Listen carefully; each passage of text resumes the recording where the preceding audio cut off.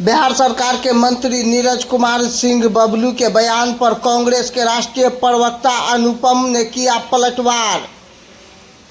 आपको बता दें कि शुक्रवार के रात्रि करीब 9 बजे हुसैन चौक पर कांग्रेस के राष्ट्रीय प्रवक्ता अनुपम ने बिहार सरकार के मंत्री नीरज कुमार सिंह बबलू के बयान पर पलटवार करते हुए उन्होंने कहा कि आज़ादी के बाद से आज तक संघ के लोगों ने आरएसएस दफ्तर में आज तक तिरंगा नहीं फहराया।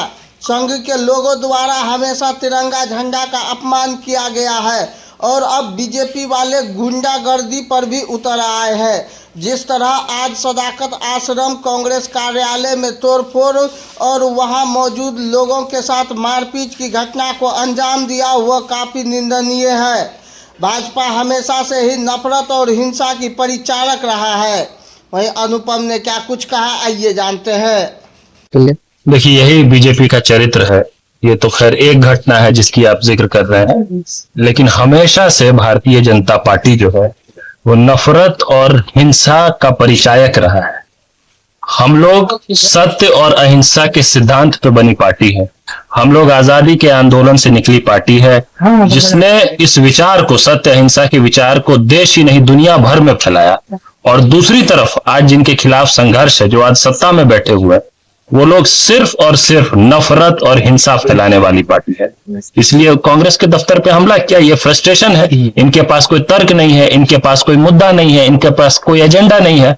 अगर एजेंडा होता, अगर वाजिब मुद्दे पर ये कांग्रेस को घेर सकते थे तो फिर हिंसा नहीं करते। लाठी कौन उठाता है? जिसके पास जुबान नहीं होती, बोलने के लिए कोई शब्द नहीं होता। जुबान हो भी तो तर्क नहीं होता, लॉजिक नहीं होता, एजेंडा नहीं होता, तो फिर वो लठैती करता है। ये लोग लठैती पे उतर आए हैं, लेकिन ये बिहार के वोटर्स देख रहे हैं साफ और स्पष्ट ढंग से कि ये लठैत जो है, लठैती करने वाले जो लोग हैं, इनको कम से कम बिहार में तो जगह कभी नहीं मिलेगा। और ये देश में कितना भी माहौल बना लिया हो, देखिए आज तक भाजपा जो है बिहार में अपने पांव को जमा नहीं पाई है।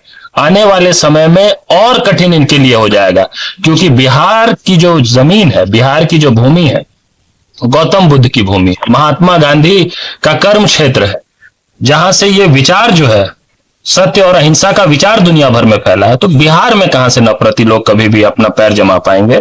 इस बार के चुनाव में भी इनको बहुत कड़ी से कड़ी शिकस्त मिलेगी। इतना मजबूत जवाब इनको मिलेगा कि इनको दोबारा बिहार की तरफ लाठी लेके तो कम से कम नहीं आ पाएंगे। जो लोग तिरंगे का, जिन्होंने कभी सम्मान नहीं किया, जब देश आजाद हुआ था, इसका इतिहास है, लोगों को, कुछ लोगों को जानकारी है, आपके माध्यम से ज्यादा लोगों तक बात पहुंचनी चाहिए। इन्होंने कभी भारत के तिरंगे झंडे को स्वीकार नहीं किया था। इनको तिरंगे से दिक्कत थी।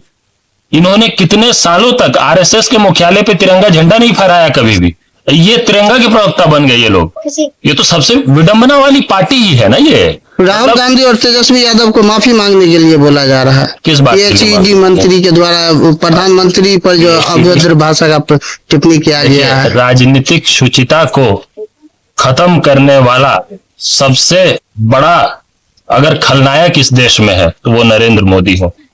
आप देखिए, जब से 2014 में मोदी जी सत्ता में आए हैं, उससे पहले की जो सरकारें होती थी, उसके पहले के जो प्रधानमंत्री होते थे, आप उसके विरोधी हो सकते थे, वो भ्रष्ट भी हो सकते थे, हर तरह के लोग हो सकते थे, लेकिन जो ऊंचे पद पर लोग बैठते थे उनमें थोड़ी भाषा की मर्यादा होती थी।